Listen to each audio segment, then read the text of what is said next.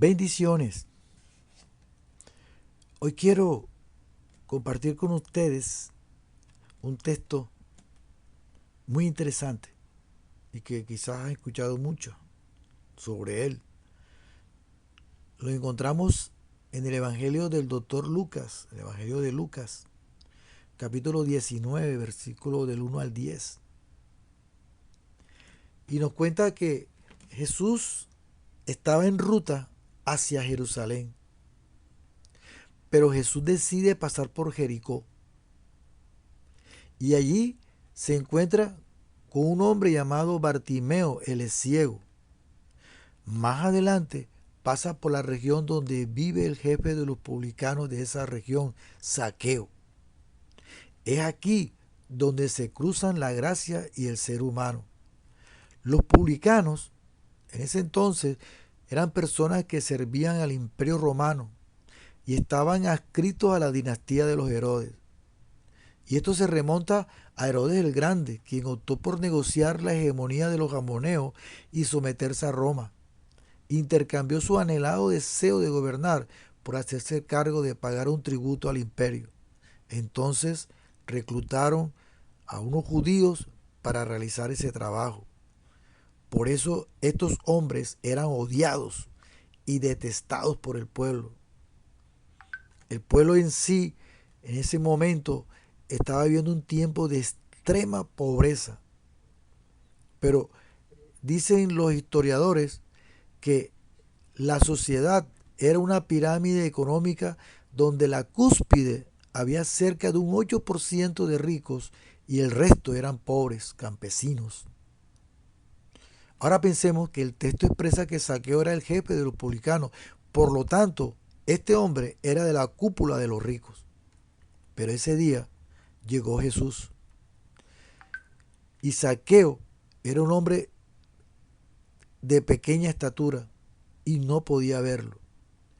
Así que corrió hacia un árbol, el sicomoro, un árbol oriundo de la región, para ubicarse y poder ver a Jesús. Y sinceramente reconozco que me gusta la actitud de Zaqueo.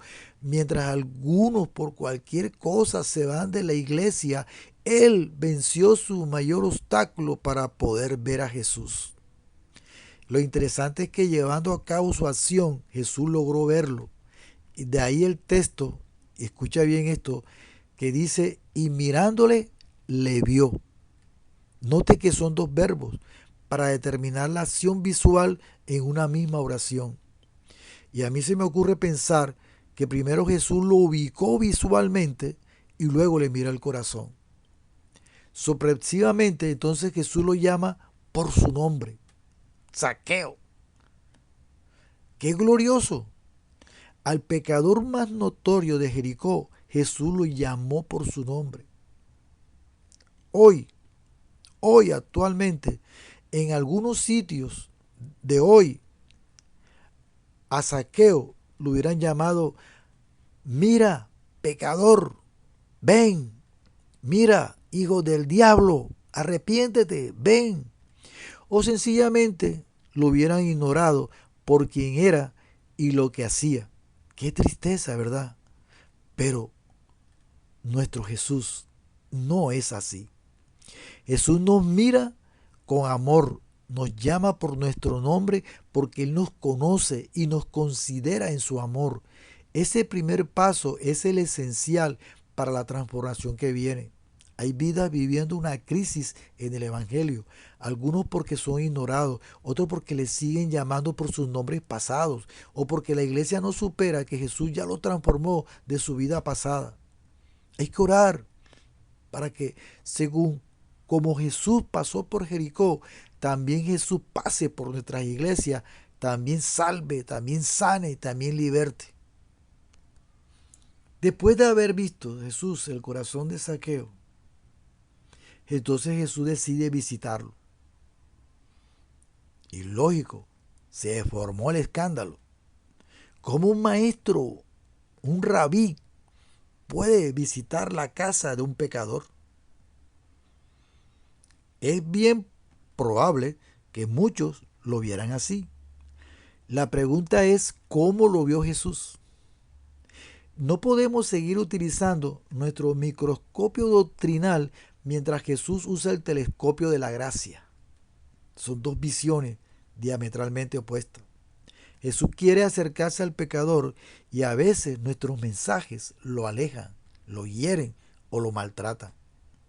Es cierto que el mensaje del Evangelio confronta al ser humano con su realidad para transformarlo, pero también es cierto que la mejor forma para decirlo es con amor. Jesús tenía muchas opciones para visitar en Jericó, pero quiso ir a la casa donde sabía que él habría de glorificarse. Y al llegar a la casa de este hombre, lo que hicieron fue comer y beber. El texto no abunda sobre qué comieron o qué bebieron, porque eso no es lo importante. Tampoco explica qué más pasó.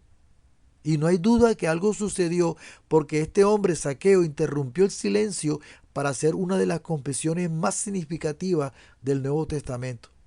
Estando de pie y firme, repartió la mitad de sus bienes a los pobres y a los que robó les dará o les daría 4 veces de lo apropiado. Zaqueo manifestó con sus acciones el cambio que Jesús provoca en los que creen en Él.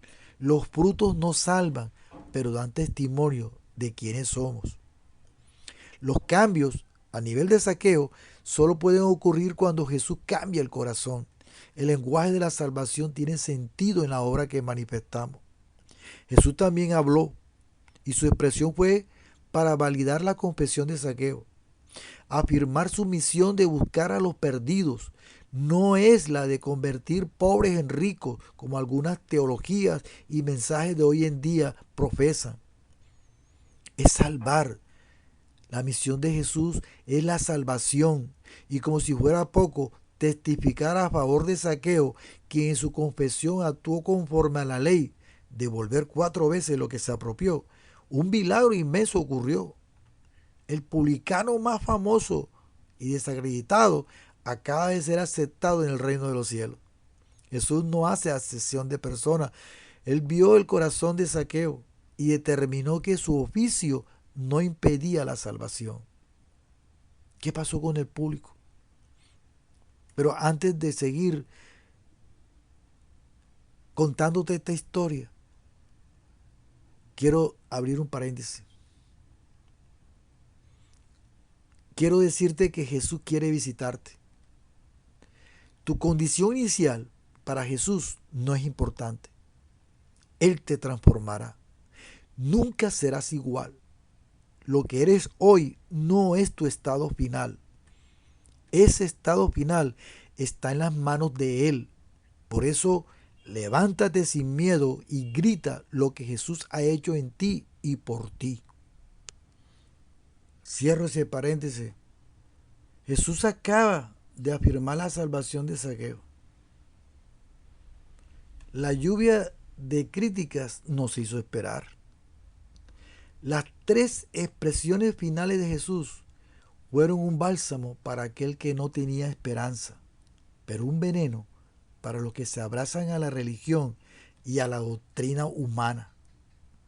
Zaqueo alcanzó salvación porque también era hijo de Abraham, y esa fue la razón por la que Jesús vino al mundo, a buscar a los perdidos.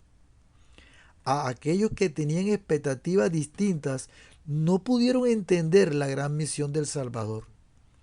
Esa misión que Él ahora nos ha delegado y la hemos tergiversado con nuestras mentalidades políticas, económicas y prejuiciadas. Los discípulos estaban en medio de una tormenta de comentarios, de críticas y confusiones. De una parte, porque el maestro come con pecadores. Y de otro lado, ¿por qué Jesús se ha detenido si ellos iban a Jerusalén a celebrar las profecías sobre el Cristo? Entonces Jesús se tuvo a sanar a Bartimeo y a comer con Zaqueo.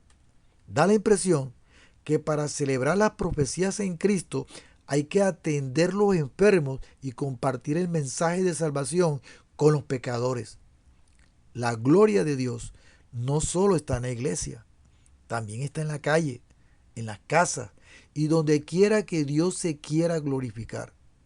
Mientras Dios quiere hacer su obra, los verdaderos ciegos critican y estorban con su prejuicio. Jesús no se deja llevar por nadie. Tampoco necesita las opiniones de nadie ni de los demás. Él siempre sabe lo que hay que hacer, la forma de hacerlo y el tiempo perfecto para hacer su gran obra maestra. Gracias, Jesús. Gracias, Señor. Porque tú eres el que recoge los enfermos del camino y los desesperados de los valles del abandono social. Por eso, en este día, sigamos a Jesús sin preguntar, sin exigir y sin reclamar, porque Él conoce el camino y sabe hacia dónde debe llevarnos. Dios te bendiga.